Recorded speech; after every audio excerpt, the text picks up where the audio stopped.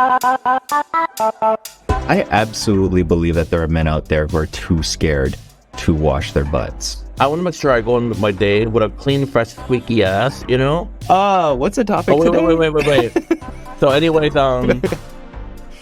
welcome to our podcast. Hello, everybody. Welcome to the podcast. One for the table.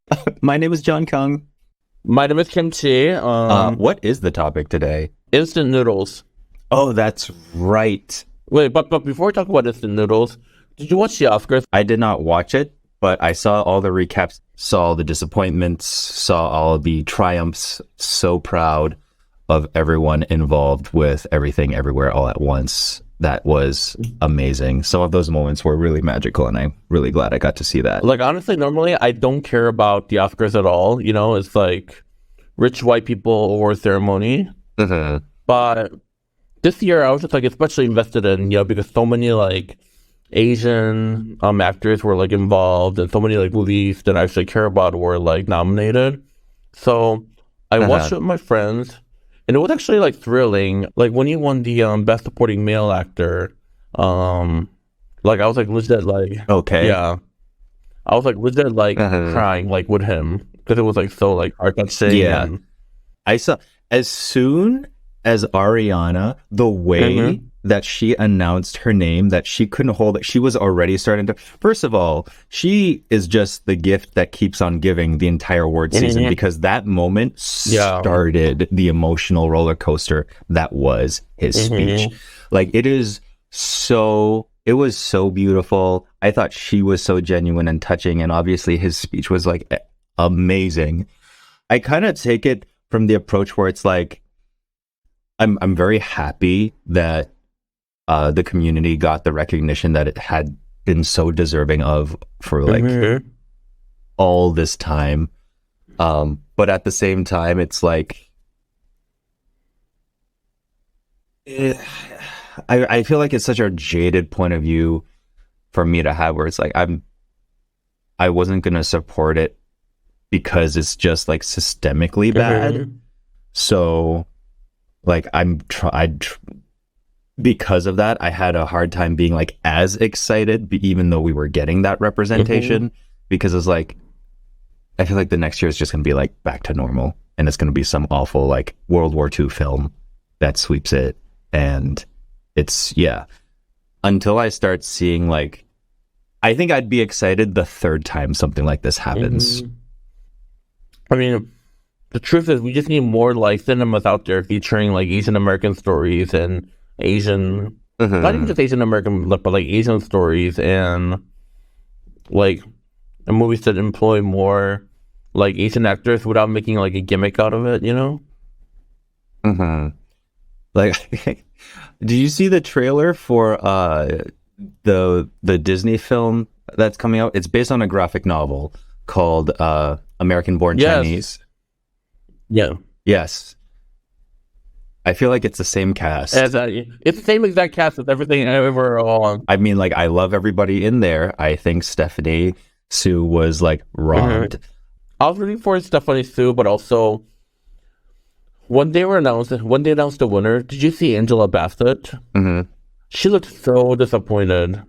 I felt like, given her history with that specific award ceremony, and like given like how disappointed she probably was and how let down she was, like I think she's allowed to feel that way. It wasn't that she wasn't throwing a she wasn't throwing a fit or a tantrum or anything like that. She literally just looked sad. And I'm like, okay, so what's the alternative, right? Like pretending to be overly happy and stuff. Like she would have been called fake because we blatantly could see that she wouldn't have meant it. So I think her quiet moment in that just happened to be on camera, and I think that was kind of like unfortunate on her part. No, like seeing her reaction like broke my heart a little bit, you know?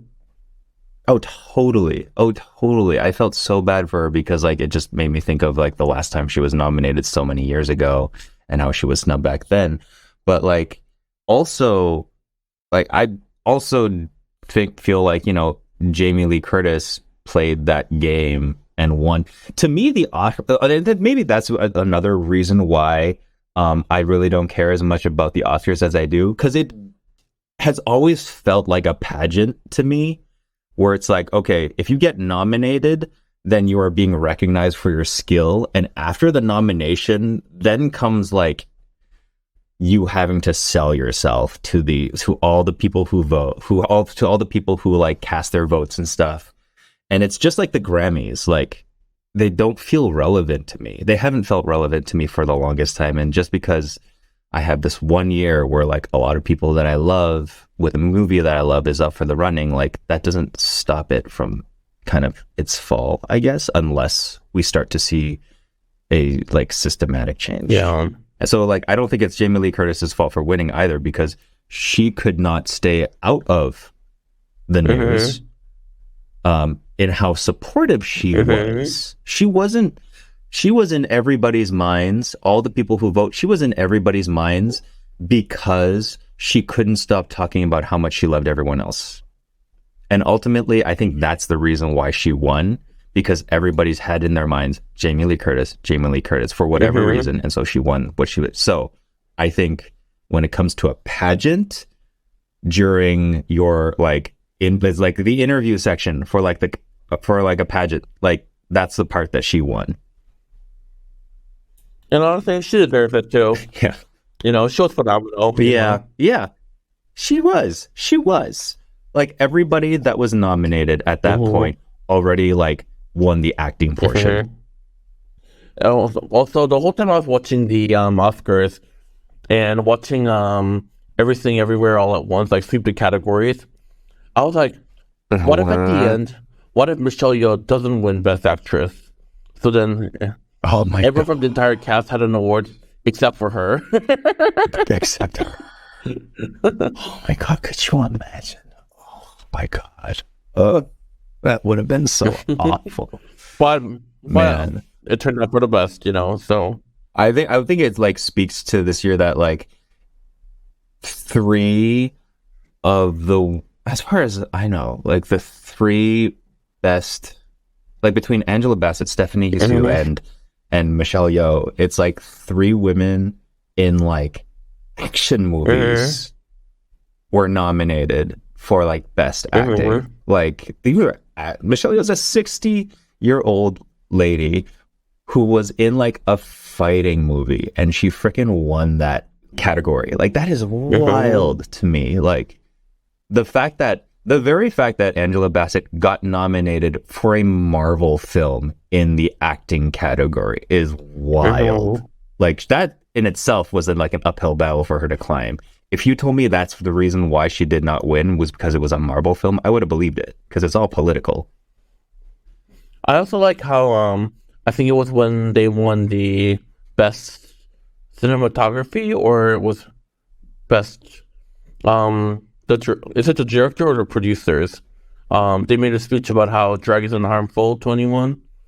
Yeah, that was so when he was accrediting drag as like part of his like creativity or stuff like that, or his ability to have vision, and he said it was like not a harmful thing. There was just so many like good parts about this ceremony for like who we are as gay Asian people. For real. Yeah. What have you been to any like major awards ceremonies like that before? I've been invited to many of them, but I don't like to go because like it's such a hassle to like get dressed up and then like walk the red carpet, and then would you paint for it? I mean, I would. Yeah, I wouldn't go like out of drag. Like, yeah, that's not interesting for anyone, you know. But I'm very curious as to what the food is like there. I'm sure the food is like elite, but I'm sure no one eats it. Yeah, I'd be eating it. All those actresses, they're like singed for the gods, and they're wearing like thousands of dollars in like satin and silk, and you know. Oh, that's true. And like, you know, like who's the one lady that wore like the Nimbus cloud on her head? Like, could you imagine trying to have dinner in that? Like, and then she was like fully blocking like everyone behind her. I mean, you know, I felt, I didn't really think when they showed that photo of her when she was sitting in the audience and she was blocking the people in the back. I was like, whatever. Okay, what? I really didn't think about it. Didn't really care. And then they zoomed in on there's like one guy on one side going like this, and the other. I was like, oh, that does kind of suck. If I had to do some kind of costume thing like that, I would have at least brought like those periscope things so they could see over. Yeah. So the thing that lets you see over like fences and shit. But she made a statement. She looked good. She did, and she looked great. Like that was, like, beauty is pain, fashion is suffering. Sometimes other people suffer. So I think based on that look, I think it was worth it. What I want to experience is like the gifting room. Like, I don't need free stuff. I don't care about free stuff. Yes. But just hearing about like how ridiculous like the gifting room at the Oscars is. I can imagine that, the swag room. They have to like. I heard they have to take photos now in the gifting suite. I heard before. I think I heard before it was just like a grab bag or whatever. But now, like, it's like a gifting suite where you have to go in, and if you want that thing, you have to get your picture taken with that thing, so they could use it for publicity and stuff. So it's like, okay, well. And I'm sure like some of them have like contracts where like this economy. Some of them are like contracts with like you can't like be photographed with that or electronic or blah blah blah, right? Yeah. Oh no, they're just able to use it forever. Apparently, like, I forgot who it was, but there was some like celebrity who was put in an ad with this, I don't know, for something like an electronics of some kind. Imagine it was like a Philips Sonicare toothbrush or something like that. And that celebrity sued them, and they were like, no, you took this from the gifting suite. We can use this photo in our like social media and stuff like that. So I'm not sure a lot of people do that anymore if they think they're like above it. I personally would not be. I am not above it, as you can tell, because I post my PR on my stories. I did too, but I don't know, like, it depends on like, what it is too, right? Oh, it totally depends on what it is and what the company is like. Where it's like, I'll try to do as much research as I can, and if it's like, oh, this actually doesn't adhere to my like ethics and morals, and but then also if it's like a product from like a major corporation, chances are it's probably unethical. Oh yeah, for sure. If it is 100%, like, RuPaul, they sent me stuff. Not saying that RuPaul is unethical, but like I definitely did take a photo of the fuzzy dice, which is the fuzzy pink dice, which I do have in my truck now, and I took a photo of it, and one person accused me of supporting fracking. Which is also so funny because this Drag Race doesn't even send me those kind of stuff, and I was on the freaking show, and I have more followers than you.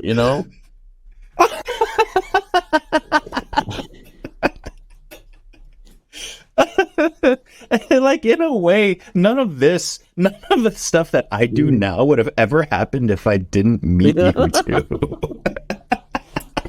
Not that I want a fuzzy dice from RuPaul's Drag Race, but like the whole right. It literally was like fuzzy dice plus a calendar plus like a sheet.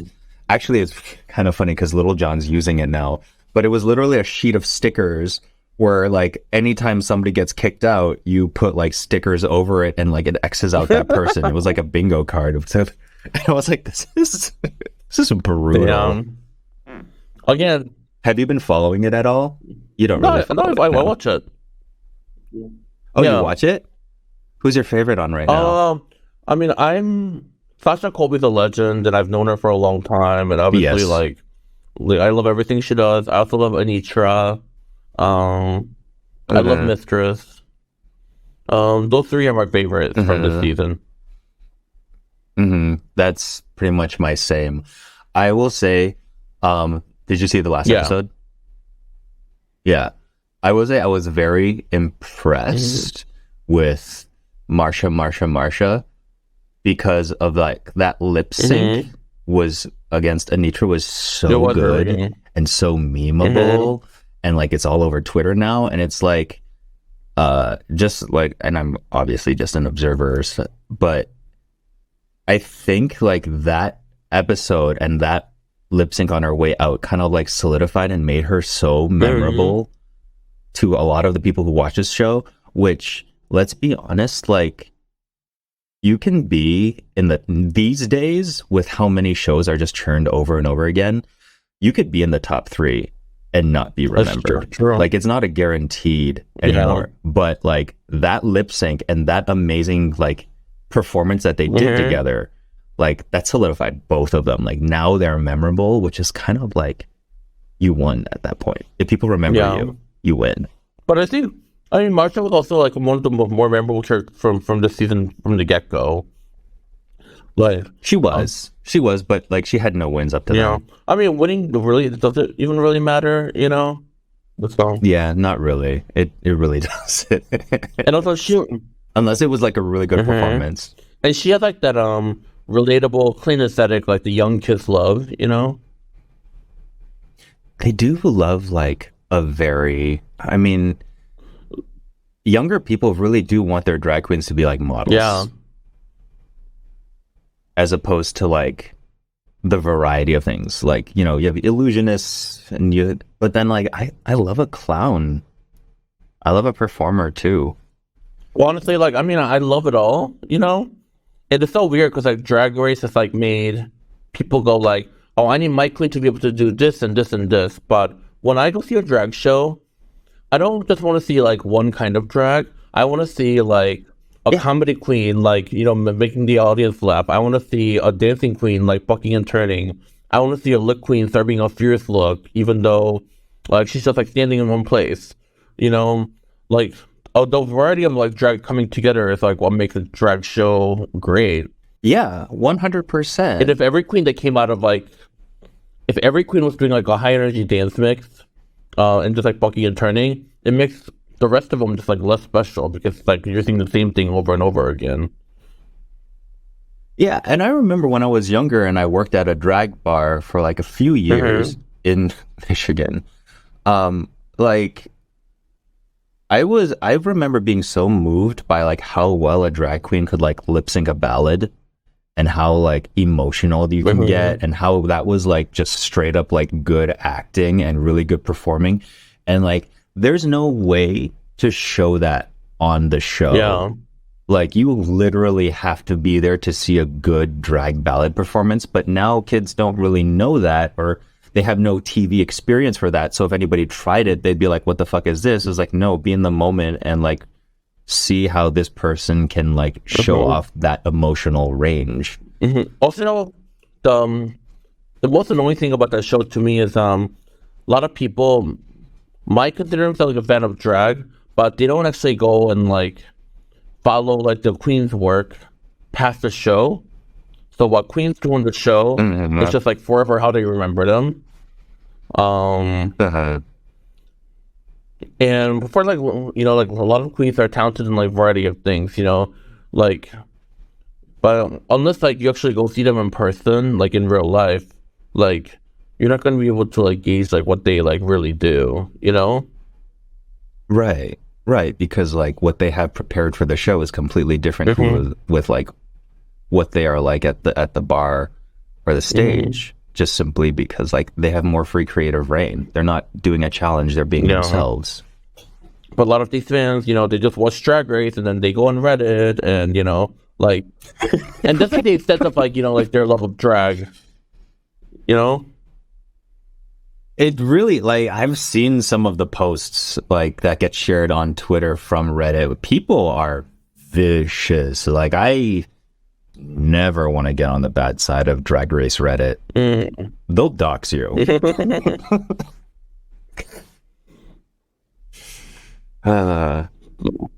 So we're halfway through our time.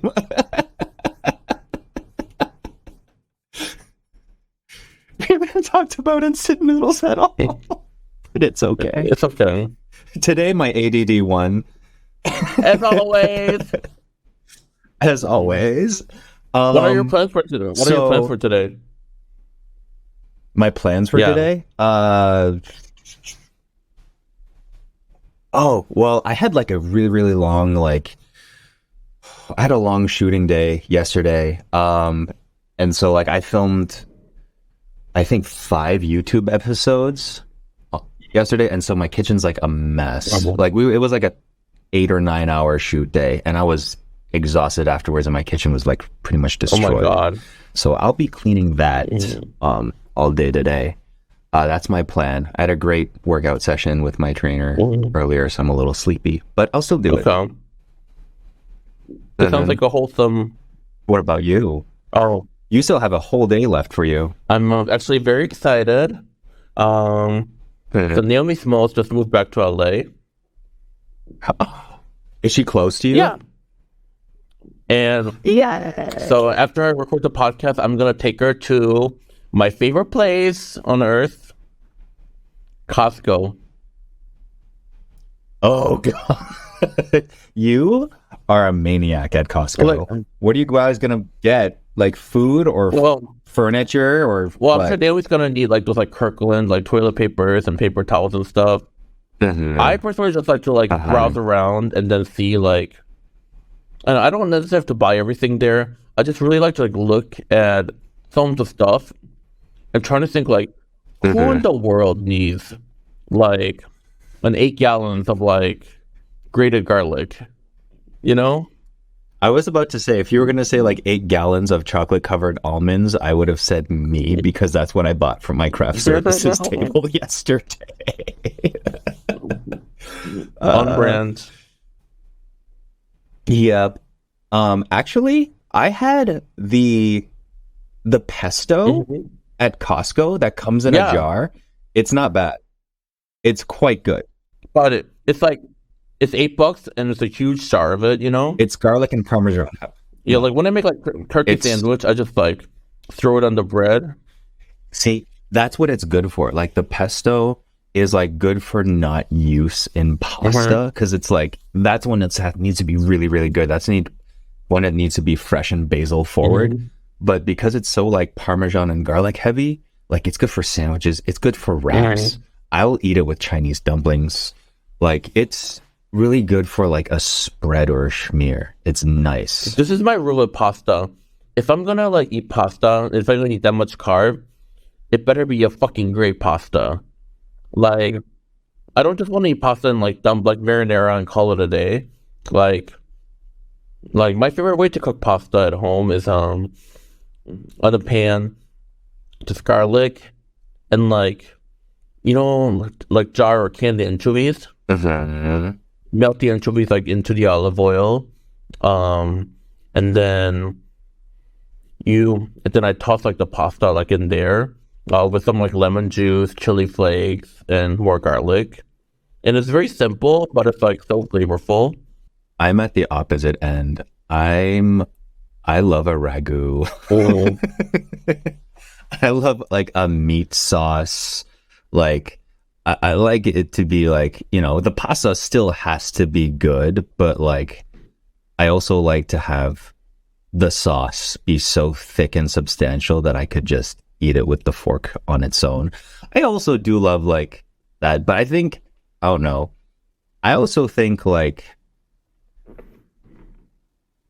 people are gonna take away my chef card for this. Like I granted, I still haven't had it since I was a kid, but I still feel like if I had pasta Alfredo now, I would still like it, because I love cream and butter and stuff. And like, isn't that what that is? Cream, cheese, and butter?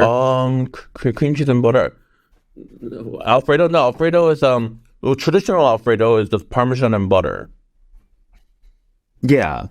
Oh, that's right. Okay, so it's still like I love that. I love a cream sauce. But like, if you're thinking about like those like Olive Garden like chicken Alfredo kind of stuff, then I think they use heavy cream. They probably cream. Yeah, they probably use cream in it. And like, I would destroy a plate of that just because like I love rich and carby. Put me to sleep. Put me to sleep. It's one of those like, you know, comfort food, like, you know. Exactly. And I'm definitely more like comfort.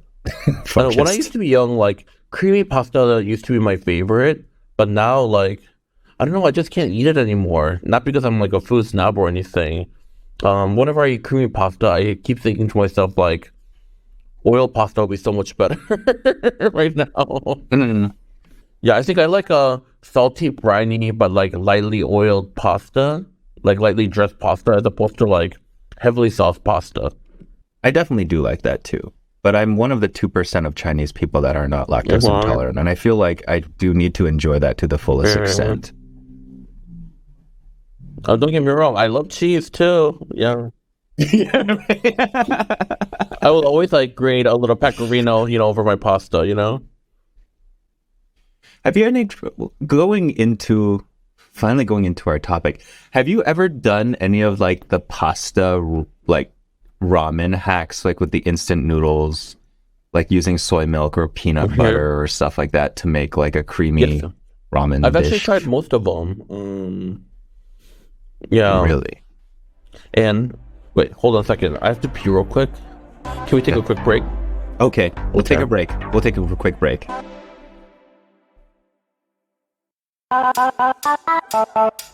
And we're back because Kim has returned from the bathroom. Uh-huh. Like when you like drink a lot of coffee and you're fine and all of a sudden like it's about to burst any second. Yes. But for me, it's when I like down pre-workout and post-workout and protein shake, and then I run Mm. home. And in the middle of my run, I'm just like, I just have to pee so bad that I actually have worked off a section of Detroit where it's just all empty lots so I could pee on my way home. Oh my God. I The worked it in. glamour. I know, right? So hard. What a hunk. Beauty is pain. Anyways, Um, back to like is the ramen hacks. mhm. Okay. So one of my favorites I've tried is so have you done like the TikTok one where you mix one whole egg and you squirt a little bit of Kewpie mayo and you pour like the ramen soup base in there and then you boil the noodles and then you transfer the noodles like into this like egg, Kewpie mayo, and ramen sauce mixture and then you pour hot water on it and it becomes like this like creamy ramen that is delicious. Oh, you add a little I've garlic never in there had that. too. Do you use the packet, the seasoning packet that it came with? Oh, Yeah. interesting. So it's like Kewpie mayo and an egg, this ramen packet, and some garlic. Mm-hmm. That sounds amazing. And then like the hot like like water will cook the egg and yeah, it turns into almost like a carbonara like mixture. Oh, really? So it doesn't like the egg doesn't solidify, it stays creamy. It's almost like, yeah, like you said, it's a cream sauce, not like an egg drop situation. Yeah. Oh, wow. No, I haven't tried that. I actually haven't tried any of the ramen hacks Oh. thing. Another ramen hack is milk ramen. Mm. So you boil the noodles and then you only boil the noodles only until like it falls apart and it's like soft enough to handle. And you dump the hot water and you pour in cold milk. And then like the cold milk like stops like the ramen from cooking. Yeah. And then you bring it to boil again with soup packet, and like the milk. And you want to use like a spicy ramen for this, like Shin ramen or like Jin ramen, the spicy version. Yeah. And it's like a creamy spicy ramen that's also really good. Oh, that does sound really good. I haven't tried this. And then another favorite hack of mine is you take a can of canned tomato, not like tomato paste, but like canned tomato. Yeah. Canned tomato and then half cup of water. No, sorry, with 1/4 cup of water. And then you cook the ramen in that with the soup packet. And then you get like this like thick, rich like tomato ramen. Yeah. What flavor ramen would you use with something like that? I'll Like a pick Shin ramen would probably be really Yeah. good with spicy tomato. honestly, Shin ramen goes perfectly with everything because it's Yeah. spicy and like the flavor is like punchy, so it doesn't get like overwhelmed. And What's your then favorite brand? Is it Shin? Shin ramen is like my number one, and then And Jin ramen. which one But is then Jin also ramen? Jin ramen.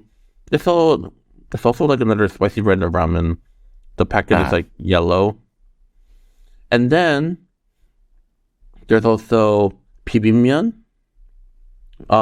which is a noodle that you cook first, and then you wash it under cold water, and then you toss it together in this like spicy chili paste, and you eat it cold, and it's really good. oh, that's really interesting. I've never had cold ramen like, well, where it's like designed to be cold before. Cold. Oh, I'll have to make it for you Oh, next time you're here. It's really, really yeah. good. Well, I'm there next month. Yeah. And then, okay, and then I want to give all the listeners a tip because no one in America seems to know this for some reason. So, do you ever feel like when you cook two ramen, it doesn't taste as good as cooking just one ramen by itself? When you cook two packets of ramen Yeah, together, yeah. uh, no, I don't really have that problem. I Mm, very rarely cook two at the same time though. mm. Well, a lot of people tell me that, and and there's actually like a reason for it. Why? So you use like you use water in like 1-to-1 ratio when you're cooking just like one packet. But Mhm. when you double up your noodles, you don't use 2-to-2 ratio. You're supposed to use two packets of ramen and then 1.5 the water. Um, Huh. because it's something about like the way like the like water like evaporates, and when there's twice the water, it doesn't like evaporate as fast. So that your ramen ends up being a little more waterier. So you have to start with a little less Oh. water. Oh, so when you mean when the amount of water people use for the soup base when they Hmm. cook it in there, Yeah, I see. So it always ends up tasting a little more bland when yeah. other people do it. I see what you mean. Yes. So I very rarely cook the ramen noodles in the same water as like it's a different batch of water in the packet. So I'll boil the noodles first and then I'll strain out the water. I'll leave like maybe a little bit of the pasta water in there, but like I use some fresh water for the broth part and then let it cook in there again. Mhm. And so I measure out that water so I don't have that problem. Also, when I cook instant noodles, I the packets usually say you cook from like 4 to 5 minutes. I only cook Mhm. it for like 3 minutes. Once like the noodle becomes like soft enough to like pull apart, I take it off the heat right away because after you take it off the heat, you don't eat it right away because it's still hot. Still But hot, yeah. the noodle continues to cook. So by the time it's desired the temperature that I like, the noodle is perfectly al dente. Mm. And if I cook it to like You four or do five make minutes, very good ramen. Like I'm very, whenever we take our trips and then you have that Costco crate of ramen that you buy and then you make it, it's always so good when you do it. I'm just very like scientific with my ramen. Like I perfected it. Yeah. I think I make noodles from scratch a lot more with broth that I just have than I And use instant ramen. I'm still eating the pack that you well, gave me, the one aren't you a chef? I don't mean it like that. I just Mm. think it's like, I like to control every portion of it. Maybe that's it. Maybe I'm just a stupid chef. And also, I think because like I grew up poor, like my mom always had ramen noodles, and Mhm. then sometimes I could just eat ramen noodles like for lunch or like dinner. So I think that's why like I ended up cooking like more different ways to like you know switch up the Mhm. flavor and things like that. I definitely have the mentality of like I see ramen or I see like noodles and stuff the same way that I see like burgers now because Uh-huh. like I watch what I eat. So if I'm going to have one of those things, Uh-huh.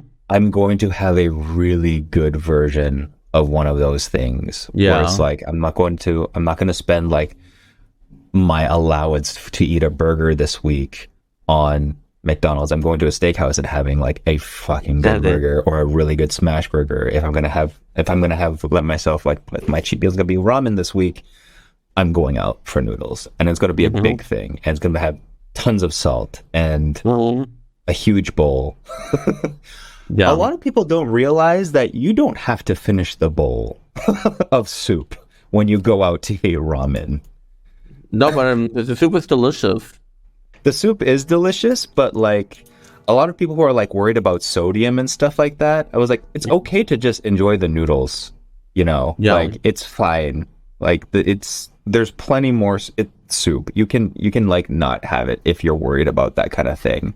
Because everybody always does complain about like sodium in ramen. I was like, you don't have to finish that part. It's there to make the noodles taste good. But also, it just feels good. Like when I go eat pho, like I'll like polish up the broth too because the broth is so delicious. Pho is different though, because like the pho broth is like it's very, very clean and very like it's not as heavily seasoned as ramen broth is. Whether you go out or eat it, I've never eaten pho. You can't make pho at home. It's too hard to make that broth. I mean, you could, but we just don't know how. Right. No, it's true. No, like there's no like powdered version of like a good pho broth. I feel. There is apparently. I see it on TikTok.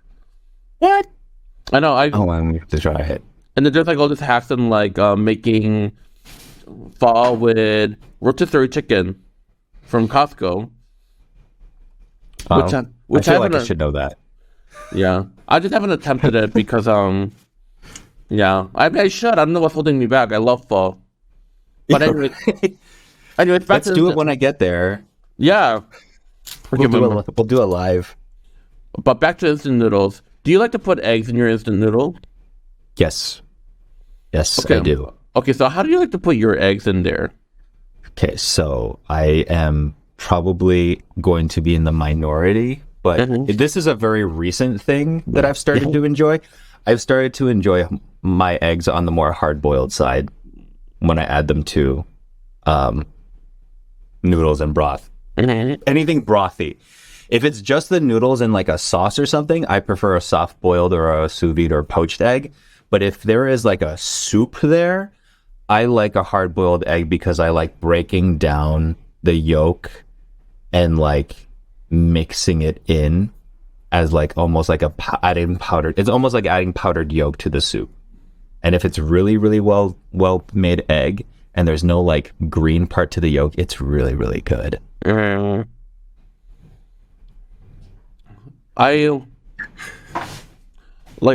like split half and half. Sometimes like if I'm feeling flirty, like I'd crack an egg, beat it, and then like pour it into the broth, you know? So that it kind of becomes like this like egg drop ramen. Yeah. Or sometimes like I like just crack an egg and then like let it cook and like let it poach like inside the ramen broth. I like that too. And for the longest time I could never decide between the two until someone was like, why don't you do both? and have two eggs? And I was like, you know what? Why did I never think about that? Because when I cook eggs, I normally cook 2 eggs. Why did I never think to cook 2 eggs in my ramen noodle?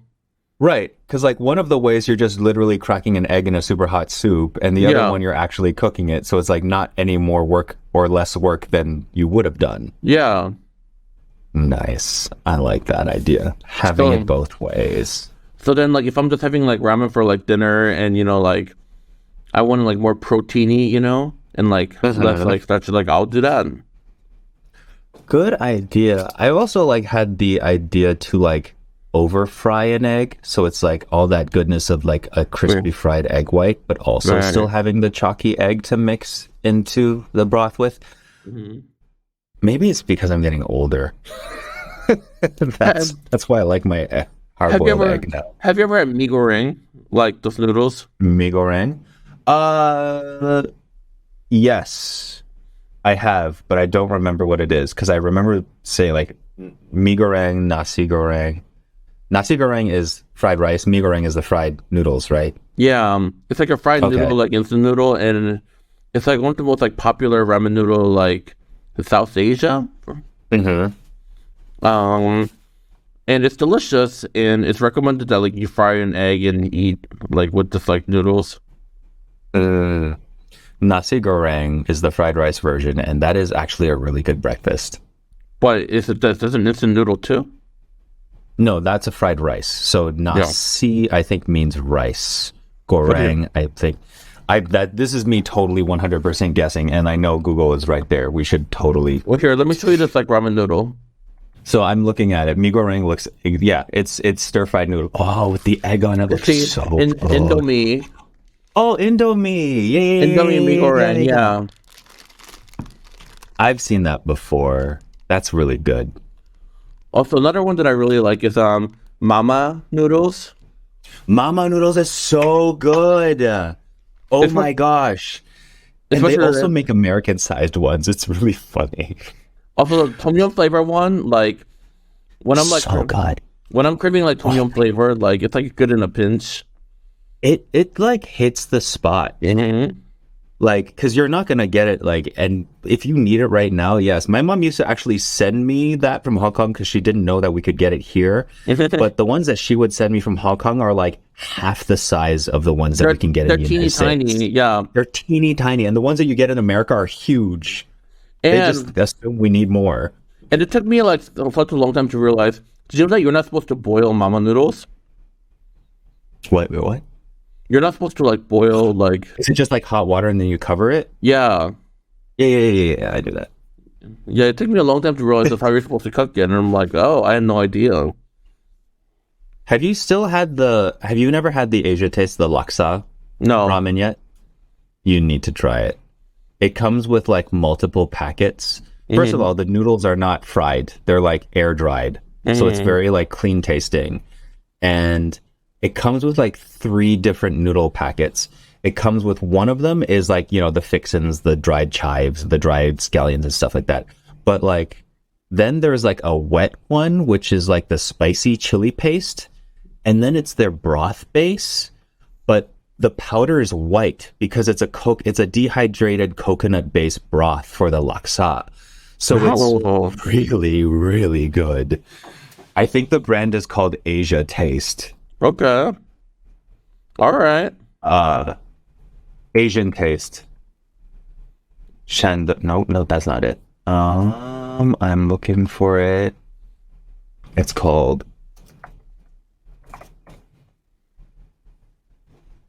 Prima Taste. Sorry, Prima Taste. Prima Taste Laksa Ramyeon. Very good. It's a Singaporean bread, I'm pretty sure. But they also have one that's curry flavored. Not as good. Also, crazy. Speaking of like being popular, it's crazy how like big the spicy chicken noodle like blew up. The samyang product ramen. Oh, hold up. Because they did it as if like they did it as a challenge. And Yeah. there's nothing Americans love. Like that's the thing with Americans and spicy food. Mm-hmm.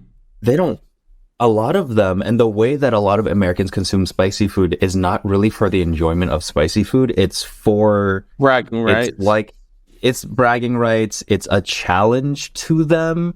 Like they chase the pain they chase the pain of spicy food and not the pleasure of spicy food. So like for a lot of times, so like that's why the bulldog, the samyang, they do so well because people are eating them as a challenge. I like a lot of them. Me too. The corn, the sweet elote flavored one, the corn one, that one's delicious. I like the carbonara one. Yeah, that was really good too. Which is funny because like I think Little John, my boyfriend, I think he can eat just as spicy as I can, but when we eat like the 2 times or the 3 times one, he's like, this is a lot for me. And for me, like I'm in pain, but I can keep going. Yeah. So a lot of Koreans believe that when you eat spicy food, it releases like endorphins that relieve your stress. Which is true. It does. And I think like that's why like I love spicy food so much too. If I'm having a stressful day, I'll order like a really spicy papaya salad from like a Thai restaurant. Yes, so good. And just like eat it while like crying and sweating. Like, have you ever gotten high off of spicy food before? yes, it is a very Me specific too. high. Yeah. I was eating northern Thai food when it happened. I was actually at a restaurant in DC, and the food was so spicy that like at the end of our dinner, me and all the other people that I dined with, like we were drenched in sweat.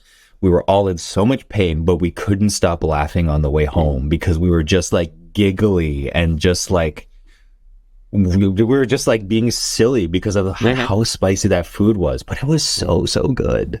Yum. We should try to do that tteokbokki challenge again. Yeah. I will train for it. I was fine. You were not fine. I was fine. You were on the struggle bus. You were struggling just as much as I was. No. Yes. For those of you listening that don't understand the context of what we're talking about, we ordered tteokbokki at the spiciest level to see if we can handle it. And I was fine, but John like couldn't take it. That is not true. I was eating it and it was good. It just hurt a lot and I was drenched in sweat. You may not have as much of a sweat reaction to pain as much as I do, but I sweat when I'm hurt. So but yeah, we can definitely try it again. We'll do it again. Just don't order such a big one. Because that was so much. They only have one size. That was a bucket.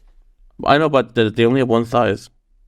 We should invite more people to do that one with us so we don't waste the food, though. Like, let's try to get, like, can Monet eat spicy food? I don't know, actually. I've never seen her eat anything spicy. Really? Yeah. Who would you say among your friends can, like, handle the most spice in, like, LA? My friend Diana.